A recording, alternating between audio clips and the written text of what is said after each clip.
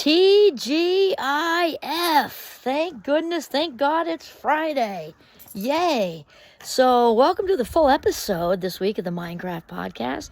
My name is Dr. Kimberly Quinn, and Giovanni's over there somewhere by the broken umbrella. There he is. There we go. We probably should have returned that anyway. Too late. Who cares? All right. So, what we want to talk about is the many advantages of happiness. So, this may be more than one video because I don't think we have enough space for all of it. So it's also good to savor, right? So my inspiration comes from Sean Aker today. I love that guy. We haven't actually met yet, but we will. I feel it. I feel that we will. He's the author of The Happiness Advantage. So today, G and I, right, G, we want to talk about the advantages of happiness. And there's so many, and capitalizing on those advantages, because a lot of people think, happy is just being happy. Happiness is just a feeling. It's partially a feeling, but it's way bigger than that. Happiness is a lifestyle. And some people also think that there's some kind of happiness fairy that just, drops happiness pixie dust on your head when you're asleep, or you get the golden Wonka ticket in the happiness lottery or something. It doesn't work like that.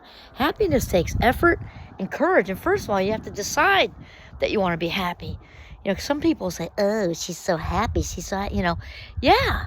Or he's so happy, so whatever. And the whole thing is, people, even if you can be a little predisposed, because we can't separate genetics out of anything with people or, non-human animals either. G's pretty happy little guy, though, I have to say.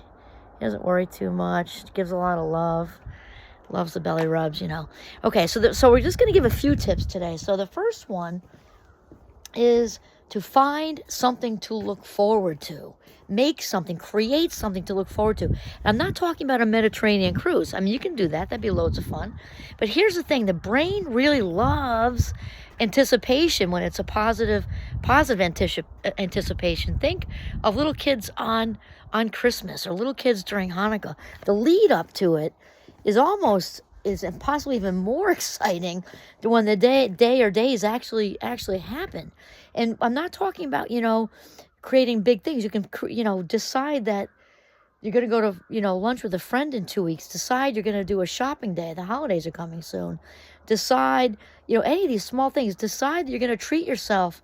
Maybe you're on a really big, nice health regimen. You're going to splurge on a little ice cream or something. It can be something super small. And also to have that, especially if you can have that be an activity, that's even the best thing. So the anticipation is huge for the brain. The brain loves.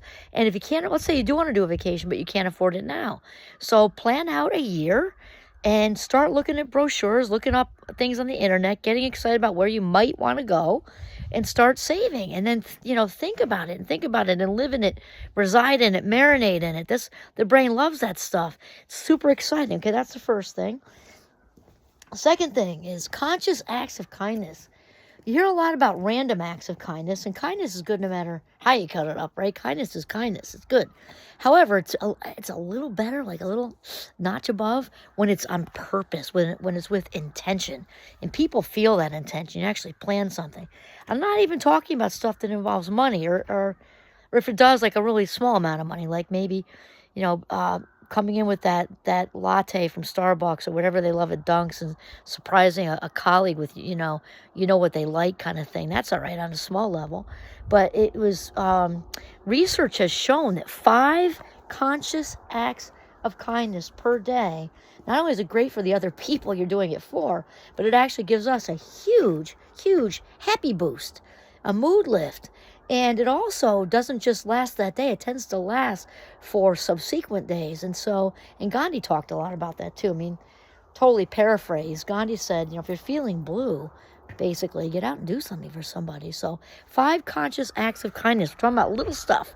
And it'll be the gift that keeps on giving during this holiday season, because you'll feel great too. And, when we keep ourselves filled up, we've got everything to give ourselves, and we've got everything to give the world. So that's a huge one. And then the third one for today, and I've got more up my sleeve. They're actually, again, inspired by Sean Aker. I love that guy. I would love to do lunch with him. I have a list of people I'd really, people that are just doing great things out there. I'd love to do lunch with. But anyway, another good one, and which I didn't actually plan this around. It happened to be holiday season, but these, any time of the year, work. And especially with all the gift giving and the commercialism, especially around Christmas. I'm just saying Christmas because Hanukkah doesn't seem to be as commercialized. That, go ahead and spend money, but it's so much better for our well-being, our wellness, our life satisfaction, happiness, joy. Joy is an elevated, right? Happiness is here. We love happiness. Joy is like way up here. So much better when we spend our money on activities and memory making than stuff, right? It's so much better, so much better. So go ahead and spend during this holiday season. Maybe you can figure out a way to give people memory making activities rather than stuff. And of course you can splurge on a gift certificate for massage or out to dinner or something like that. But what you can also do is make a homemade gift certificate for a massage, or I'm thinking if any teenagers are listening, 3 free coupons to do the dishes without a fuss, that sort of thing. Those are the best gifts ever when it's, in the family, and you take on something that gives somebody else a rest and a break. And then, this coupon is for one cleaning of a closet. The other person puts their feet up, and then, when it's done, it's all feng shui and gorgeous and a nice new space. So anyway, those are the three things. So find something to look forward to. 5 conscious acts of kindness each day will really, really lift our spirits and last a while, which is awesome. And lastly, to go ahead and spend money, but spend it on activities and memory making, because when we do, we plan to do something with somebody, that's the gift that keeps on giving. I mean, and just get creative with it, because it's so meaningful. I mean, anyone can. I'm not saying in a money sense if everybody has money. That's not what I mean. But it's far easier to write a check or to do something in that way than it is to actually carve out your life minutes and because that's our most valuable commodity, is our time, our life minutes, right? So it's far, far, far more meaningful to carve out the space for somebody to share life minutes with you than it is to, throw money at something. I mean, that's just the fact check. I mean, that's how it is.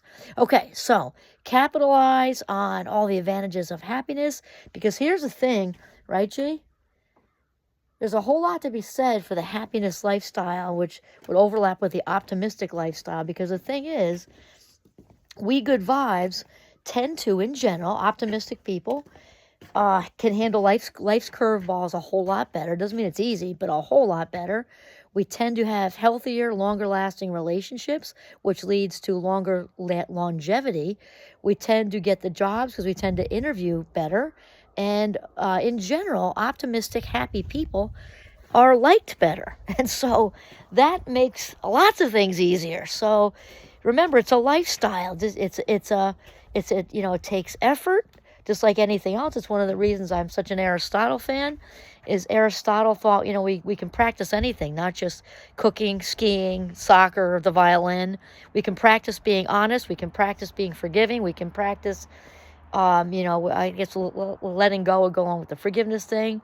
We can, practice being loyal. We can practice all these things. And lo and behold, we can practice being happier. We can practice looking for the positive in the day. And lo and behold, what we practice, we get good at. So embrace the happiness lifestyle and capitalize on all the many advantages, those of which I just rattled off: jobs, relationships, being liked, but all of it. Capitalize on the happiness advantage. Okay, enjoy your weekend. Happy Friday, right, G? Woo!